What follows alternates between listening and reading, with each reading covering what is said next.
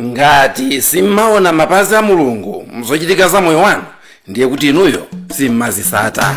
M'dzina la Atate ndi la Mwana ndi la Mzimu Woyera, amen. Chaulere cha Ambuye athu Yesu Khristu, chifundo cha Mulungu Atate, komanso mphatso za Mulungu Mzimu Woyera zikhale nanu. Lero tifuna kunena kuti ngati Inuyo Simmazitsata Mapazi a Mulungu, muzochitika zamoyo wanu wa siku ndi siku, Inuyo ndithu moyo wanu ndopanda dongosolo, ndipo Inuyo Simmazitsata. Mawu athu tiatenga kuchokera mu buku la Luka chapter cha 1 ndime ya 57 mpaka na ndime ya 66. Nthawi yakuti Elizabeti achire idakwana, ndipo anabala mwana wa mwamuna. Anzake ndi abale ake atamva kuti Ambuye anchitira chifundo chachikulu chotere, adakondwera naye pamodzi. Pa tsiku lachisanu ndi chitatu mwanayo atabadwa, anaza naye kuti amuumbale. Nafuna kumutcha dzina la bambo ake Zakariya. Koma mayi wake adakana, adati iyayi, koma atchedwe Yohane. Pamenepo anthuwo adamuwuza kuti, koma pakati pa abale anu palibe amene ali ndi dzina limeneli. Tsono adalankhula ndi bambo wake ndi manja namfunsa kuti, mukufuna kuti timutche dzina lanji? Zakariya adapempha cholemberapo, nalembapo kuti dzina lake ndi Yohane. Anthu onsewo anazizwa. Pomwepo Zakariya adathanso kulankhula, nayambapo kutamanda Mulungu. Anzawo onse aja adagwidwa ndi mantha, ndipo mbiri ya zimenezi idawanda kudera lonse la kumapiri a ku Yudeya. Anthu onse amene ankazimva ankazilingalira m'mitima mwawo ndi kumazifunsa kuti, kodi mwana ameneyu azakhala munthu wotani? Pakuti zinkachita kuonekeratu kuti Ambuye anali naye. Mawu a Ambuye. Ulemu kwa inu Ambuye Yesu Khristu. Amanena kuti dziko lonseli Mulungu ali nalo m'manja mwake, ndipo amaona zonse bwinobwino ngati zili apa pompa yapa.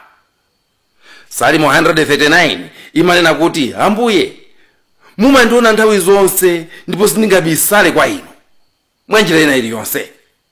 Akuti mawu asanatuluke mpaka mapanga pomwe, inu mmakhala kuti mwazi wakalekale sulusulu. Mulungu ameneyu ndi Mulungu wa dongosolo. Mulungu amene inu ndi ine timantamandayi, osamayiwala chimenecho, ndi Mulungu wa dongosolo. Ndipo dongosolo silimayambira pa mtetete, dongosolo limakhala kuti limayambira kutali uko. Ndi Mulungu amene adalenga zonse ndi dongosolo. Mukawerenga Genesis 1 mmene amalenga dzikoli, mungathe kuona kuti amaziwa kumene akulowera, amaziwa chimene chipanga iye, ndipo amaziwa kuti akupita kuti. Anayamba walenga dziko, kenaka nkumalenga nobwino munthu. Amaziwa kuti ndilenga munthu, ndiye ndikalenga munthuyi nsanampangire malo ake azikakhala kwani, ndimpangire kaye malo oti azikhala. Sikuti Mulungu amangotutumukira kapena amangotulukira nzeru ina yake kuti zulo nalibe nzeru imeneyo ndiye lero ndapeza nzeru. Mulungu sapeza nzeru kuti Mulungu apeza nzeru yaso pano. Kulibe chimene Yezulo samaziwa. Sikuti amasowa kuphunzira kapangidwe ka munthu, kuti anayamba kulakwisa kaye kuti kuyesera kumpanga kena nasokonekera kena kwa Mulungu jano ndikuzajaira kapangidwe ka munthu. Mulungu zonse zimakhala ngati zili apa. Ndi nkhani yovuta kuyikamba, koma ndithu mukaona muziwa kuti Mulungu wathu zinthuzi anazisanja kale. Ambuye Yesu akamakamba za imfa yake ndi kuuka kwake kwa akufa, zimachita kuoneka kuti akuziwa dongosolo lonse lamene zinthu zikhalire. Palibe chinthu chimene chimantutumusa Mulungu. Amaziwiratu kuti munthu uyu ndikampasa ichi azapanga icho, chitazachitike ndi ichi ndipo zizatere. Nkhani yovuta, nkhani yopasa mafunso okanikana kuyayankha utayamba wekha. Mukatenga Yeremiya 29 ndime 11 akunena kuti, zoona ine ndiye amene ndimaziwa zimene ndidakukonzerani, zakuti muzakhala pabwino osati poyipa, kuti mukhale ndi chiyembekezo chenicheni cha zapasogolo. Kubwera kwa Ambuye Yesu kuzapulumutsa anthu Mulungu anakuziwa kale, ndipo madongosolo ake anali ali m'malo. Dongosolo limene kawirikawiri limakhala lobisika kwa basi. Dongosolo la Mulungu limakhala lobisika kwa ife anthu. Dongosolo lina limakhala lobisika ndithu kuti ngakhale kunena kwa Ambuye Yesu ndi mwana yemwe saziwa siku kapena nthawi. Mateyu 24:36. Inu ndi ine tikuyenera kumakhulupirira kuti Mulungu ali ndi dongosolo lake pa moyo wathu, pa moyo wanu. Kodi niyo munamba makhalapo pansi kuna kuti kodi Mulungu moyo wanga anangondilenga ndikungondiponya, alibe plan ina yake kapena dongosolo lina chimene anakonza moyo wangawo? Kodi moyo wanga ulibe kokhala ngati kanjanji kena kake kamene munthu ndikuyenera kuti ndizidusamo? Tikuyenera kumazindikira kuti dongosolo limene Mulungu anakupangirani inu ndi chuma chake cha Mulungu, ndipo amachika polimba, amachika pobisika. Dongosolo limene Mulungu analipangira moyo wanga ndi chuma chake, ndipo chuma chimenechi amachika polimba, amachika pobisika. Umumu ndi mmene Mulungu amapezera ulemerero wake. Pajatu Miyambo 25:2 imanena kuti ulemerero wa Mulungu wagona pakubisa zinthu. Menemo ulemerero wa mafumu wagona pakuzifufuza zinthuzo. Miyambo 25:2 ulemerero wa Mulungu wagona pakubisa zinthu, pakubisa plani ya moyo wanu ndiyo bisika. Komano inuyo ngati munthu akuti ulemerero wanu wagona pakuzifufuza zinthuzo. Aroma 11:33 akunena kuti chuma cha Mulungu nchachikulu zedi, nzeru zake kuziwa kwake nzozama kwambiri. Ndani angamvese maweruzidwe ake, ndipo njira zake ndani angazitulukire? Lero ndikufunsani zomwezo. Plani ya moyo wanu ndani angaimvese? Plani ya moyo wanu ndani angaitulukire? Mmene Mulungu anapanga kuti inu muzaduse ndani angamvese, ndani angatulukire? Mmene Mulungu anapanga kuti inu muzaduse ndani angamvese ndipo ndani angatulukire? Ndiochepa ndithu amene angaboleze, ndiochepa ndithu amene angatulukire ngakhale ndondomeko imene Mulungu adayika mmoyo mwawo, njanji zimene Mulungu adawayikira mmoyo mwawo kuti ukayenda umu ukafika kuchabwino chachikulu chimene ine ndinakukonzera iweyo mmoyo mwako. Chifukwa ngakhale ineyo ndili nchachikulu chimene Mulungu anandikonzera mmoyo mwanga, koma kuti ndichipeze no chimenecho ndetu ndi ntchitotu, kuti ndichitulukire chimenecho matatalazi Ambuye. Koma ndithu pali chimene Mulungu anakonza moyo mwanga, ndipo chili ndi njira zake zona kuti ndikapanga ichi nditha kukatulukira pa chimene chija. Anzeru akummawa chifukwa cha nzeru zawo, komanso chidwi chawo chowerenga mabuku ndi kuzisata za Mulungu, adazatulukira nzeru za Mulungu, ndipo adaziwa kuti siku lina kuzabadwa mpulumutsi. Ndipo Mulungu atawawululira sopano adayisatira nyenyezi kuti wabadwa kuti mpakana anakampeza. Mwaona nkhani ya habari, anzeru akummawa anaboleza plani ya Mulungu, atawerenga mabuku chifukwa cha kuzisata kwawo chidwi chawo, Mulungu so ndikwaonikira anakampeza. Ndero ndikunena kuti Mulungu ali ndi plani ya moyo wanu, ndipo ngati Inuyo Simmazitsata mapazi a Mulungu muzochitika za moyo wanu, ndiye kuti inuyo simukhulupirira kuti moyo wanu uli ndi dongosolo. Chifukwa chona kuti inuyo simmazitsata za moyo wanu omwe simmazitsata ata. Nthawi zina ndimati ndikakhala moyo wangawo nkumayang'ana ndimatha kuona mapazi amene Mulungu adalemba kuti ndizipondamo pa ulendo wa moyo wanga uno wa siku ndi siku.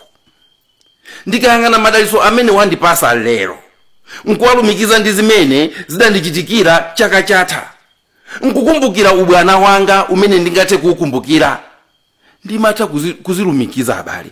Ndikumaona kuti Mulungu tu adandikungira kale kangaude woti ndiziyendamo.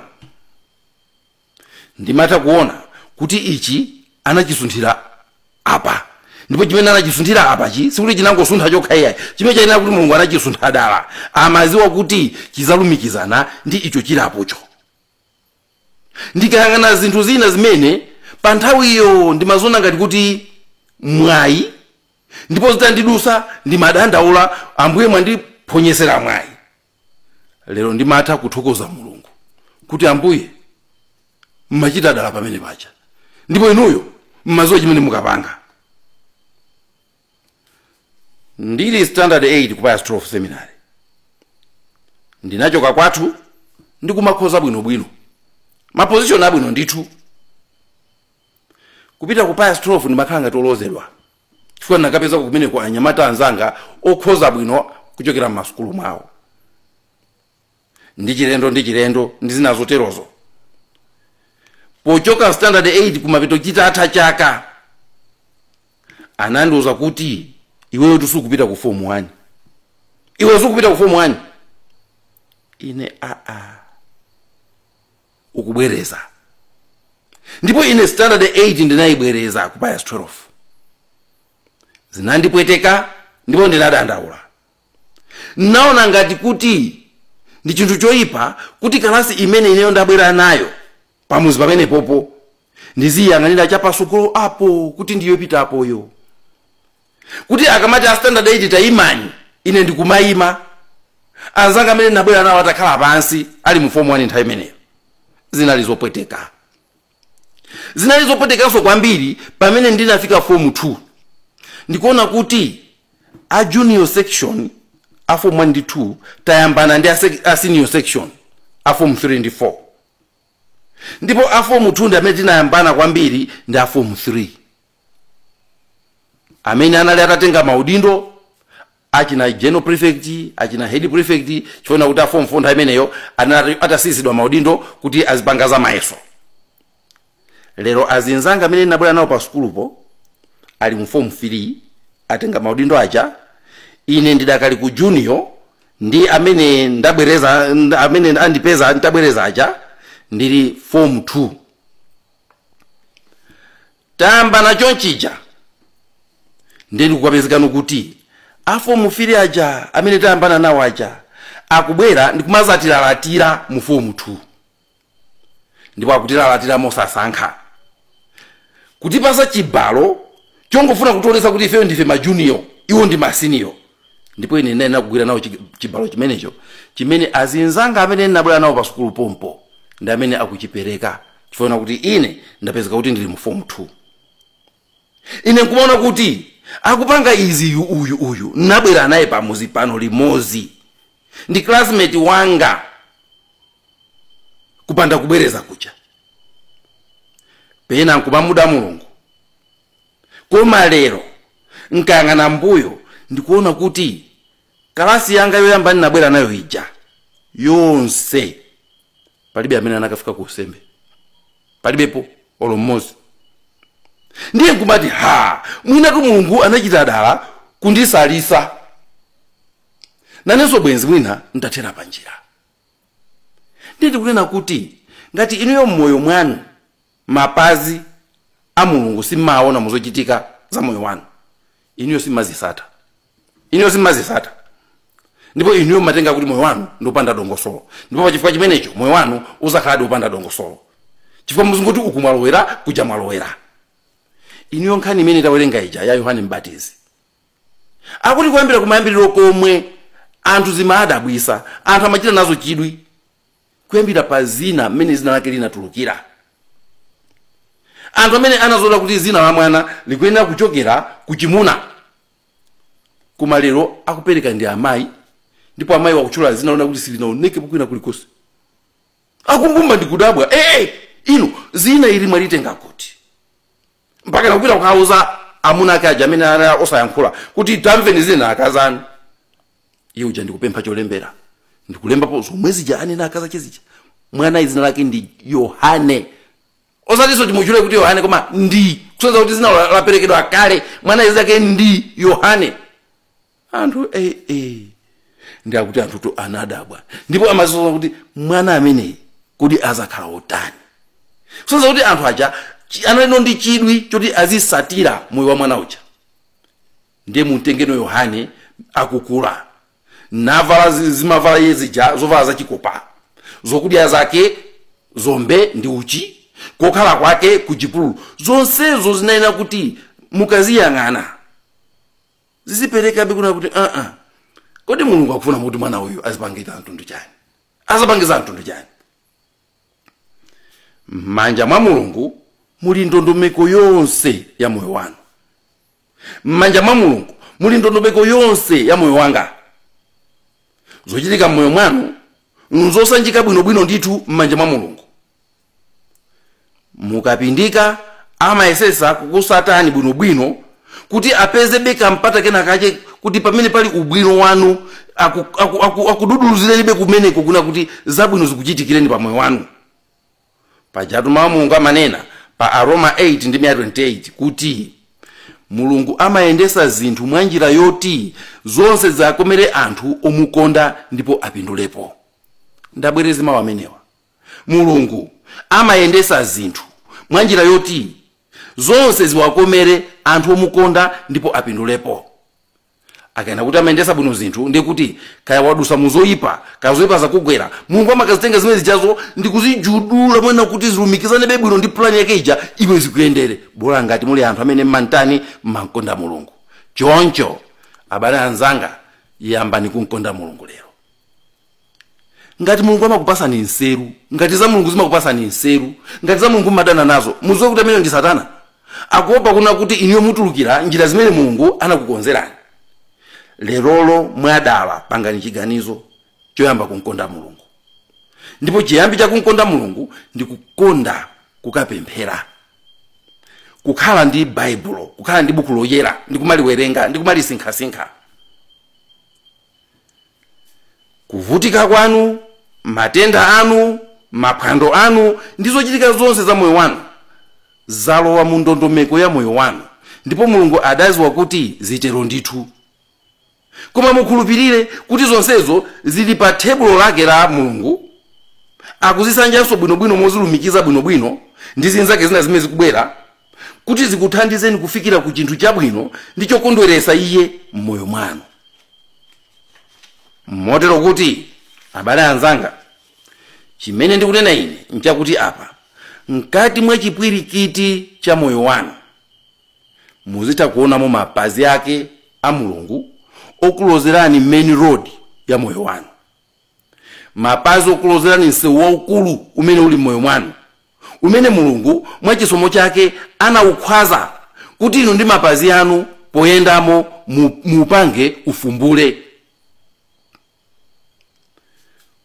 Mukakwanisa kulumikiza ndi kuzindikira kuti nsewu wa Mulungu umene anaukhwaza ndi moyo mwanga, ndipo akufuna kuti ineyo ndi mapazi anga ndiyende mmenemu kuti nsewu ufumbule.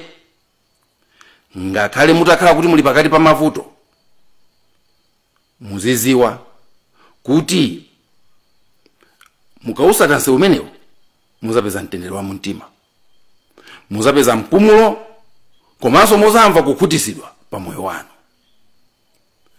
Wandale amene Mulungu adamulembera ndale akakhala ku ndale amamva kukoma pakuti wachipeza chinsisi cha Mulungu moyo mwake. Waupeza nsewu ndi maonena uja umene Mulungu anaukhwaza kuti iwe ufumbulise pakuyendamo. Ayamba kumvesa ma stage onse amene waendamo moyo mwake ngati wandale. Ayamba kuona Mulungu ngakhale muzovuta zimene akudusamo. Vuto limakhalapa ndi anthu ife ndilakuti anthu mukakhala mulibe chidwi chosakasaka kansewu kameneka kamene Mulungu akakhwaza kuti iwe ukafumbulise moyo mwako. Mmakhala kuti mulibe nthawi yolumikiza zinthu malinga ndi mmene Mulungu adazisanjira moyo mwanu kuti muthe kuona pattern imene Mulungu wakupangirani moyo mwanu. Izi zimachitika ndi anthu amene safuna kusaka nzeru za Mulungu pa moyo wawo, koma angosirira moyo wa ena ndipo akumadumpha mu njanji yawo imene Mulungu anapasa nkukazi kwikwinyiza kuti akakhale ngati anthu ena. 2 Tesalonika 3 ndi 11 akunena kuti tikumva kuti pali ena pakati panu amene ali ndi khalidwe la ulesi, anthu amenewa sagwira ntchito konse koma amangolowerera pa za anzawo. Ndi ulesi ndithu kusakhala pansi ndi kufufuza mapazi a Mulungu muzochitika m'moyo mwanu. Ndi ulesi ndithu kusapeza nthawi yokhala pansi nkusinkhasinkha kulumikiza tiziduso ata moyo wako kuti uone msewu umene Mulungu adakumangira. Ulesi umenewu monga mawu aja anenera ndi umene umapangisa anthu fe kuti tilephere kuchipeza chimene chili chako. Umalephera kuchipeza chimene chili chako, mapeto ake umakalowera chaeni. Nkumango bweresanso chisokonezo mipungwepungwe m'moyo mwa anthu ena. Chifukwa chopanda chidwi ndi zizindikiro za Mulungu m'moyo mwawo, ena akuzikwekenyiza ku unesi. Pamene msewu wawo unali wa ku usilikali. Ndi mmachita kuona akamayenda mchipatala muja ngati akuguba. Awa ndi anesi. Akamwankhula patient ngati ali ku nkhondo. Akumwankhula patient. Zimakhala zachiziwikire kuti awatu akungolowerera pa za anzawo. Kunkanira Mulungu njira imene wakupangira kuti uyendemo iwe nkukapanga kanjira kako. Umazamwalira munthu okhumudwa, umazamwalira munthu osakutisidwa, umazamwalira munthu omvetsa chisoni. Yohane Mbatizi sanali mpulumusi. Ndipo sanafune kuti akhale mpulumusi. Amachita kukana kuti ine ndinongokonza njira. Achivomere chimenecho ndi chimene Mulungu anamulengera azangokhala okonza njira. Nelson Mandela atachoka ku ndende adaziwa kuti iyeyo ndiwongokonza zinthu asire ena. Chigreda chikalima nsewu ndikumalirira kuti chikhalenso chocho chomayendamo chimangowononga nsewuja nkukumba nsewuwo. Kukhala greda kuli nkukongola kwake, kuli nkukoma kwake. Chisafune kukhala siyenta. Chigreda chisafune kukhala siyenta kuti chizikaenda mutala. Mai Maria anakonzekeresedwa kuyambira kumayambiriro komwe kuti akhale mayi oyenera mpulumusi. Anachivomera, ndine mtumiki wa Ambuye. Luka 1. Ndine mtumiki wa Ambuye. Ndipo anafa ngati mtumiki wa Ambuye. Kuli ena afe amene ntchito yathu ndiyo ngokhala supporter wa anthu ena tiakweze. Ntchito yathu ngokhala yona kuti tiathandize ena tiakonzere njira yawo. Tikayivomera bwino ntchito imeneyo ndikuziwa kuti ine mmene Mulungu anandilengera andenga kuti ndilekere apa, timakhala anthu okondwa. Mose tungakhala anatenga Aisraeli ku Igupto sanakafike ku Kanaani.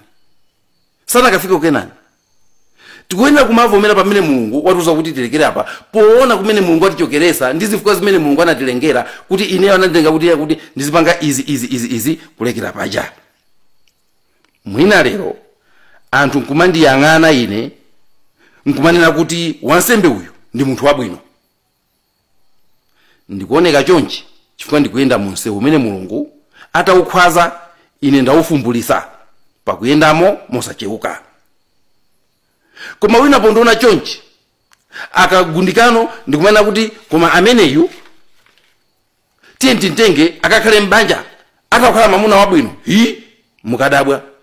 Mukadabwa ndili mamuna oyipisisa kwambiri chifukwa ndadumpha munjanji yanga, ndadumpha munjira yanga.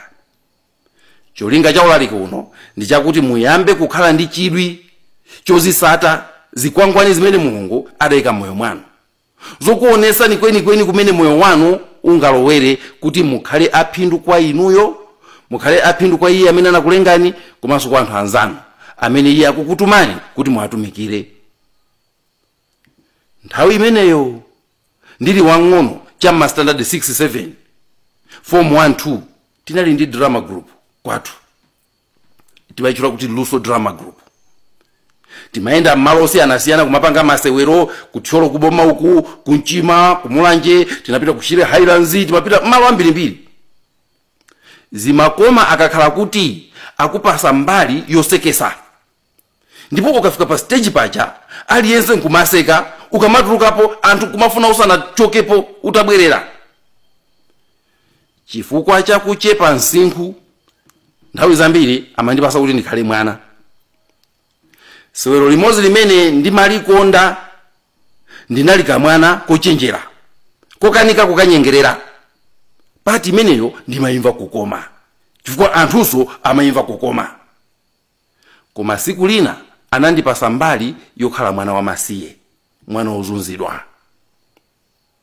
Chifukwa choti m'maganizo mwanga munali kuzona kuti obeba ndi amene akusekesa anthu, akafika pa stage ndimafuna nzisekesabe anthu ndili mwana wamasiye choncho.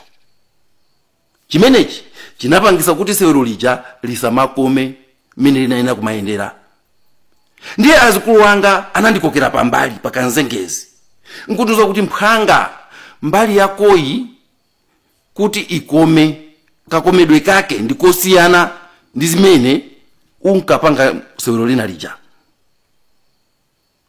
Ananduza kuti anthu akandikonda osati pomaoneka uchenjera, koma pokhala chimene ine ndili mwana wamasiye weniweni.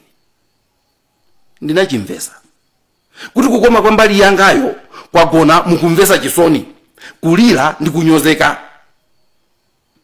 Ndichachimvesa chimenechi ndikuyamba kuyenda munjira imeneyi ya umwana wamasiyewo, kupita pa stage pacha kumamvesa chisoni. Ndinayikwanisa mbali yangayo mwakuti zinafika pona kuti ndikamapanga anthu onera ndikuyamba kukhesa misozi, kuyiwazona kuti ndisewero. Ena mpaka kutuluka mu holo chifukwa cha chisoni. Moti mayi wina mpaka anandisatira masewero atatha. Ndikupita kukapeza amene amati angenda ndifuna ndimuone mwana uja kaya ali bwanji pano. Akuti ndisewero to ali bwinobwino, mwana amene uja ndinalandira mphoto, nalandira mphoto chifukwa chomvesa chisoni, chifukwa chokhala malo amene ndinali kukhala ine. Lero anthu tikunjikana malo amozi chifukwa ena ali ndi ulesi osakasaka njira imene Mulungu adawalembera. Lero ena zinthu zikwakanika chifukwa safuna kulumikiza mapazi amene Mulungu adawandandira moyo mwawo kuti uzidusawo. Anangomva zona kuti accountant ndiye wabeba, aliyense akufuna khale accountant. Ena akulephera kuona ukadaulo wa Mulungu pamene akulukira moyo wawo. Malo nomogwirizana naye Mulungu chamanja ndiye akulimbana naye sopano, kufuna kuti akhale china chake chosemphana ndi msewu wawo opita kukenani. Ngati simulitulukira dongosolo la Mulungu moyo wanu ukhala wachisawawa. Ngati simutha kulumikiza chazana ndi chazulo, chalero ndi chachaka chatha, mukhala moyo wopanda kolowera. Mulungu wathu ndi wadongosolo, sangangolenga chipwirikiti chokha moyo mwanu. Ngakhale mu chipwirikiti mommo dongosolo la Mulungu limakhalamo. Fufuzani mmene Mulungu analumikizira zinthu kuti muzakhale ndi banja limene inu muli nalolo. Fufuzani mmene anakulumikizira inuyo kuti zinthu pofuna kukuonesani kuti inuyo mukuyenera kuti muzilowera uko. Timpemphe Mulungu atipase chidwi chimenecho. Munali ndi ine Elizeo Nthalika, dzina la Atate ndi la Mwana ndi la Mzimu Woyera. Amen.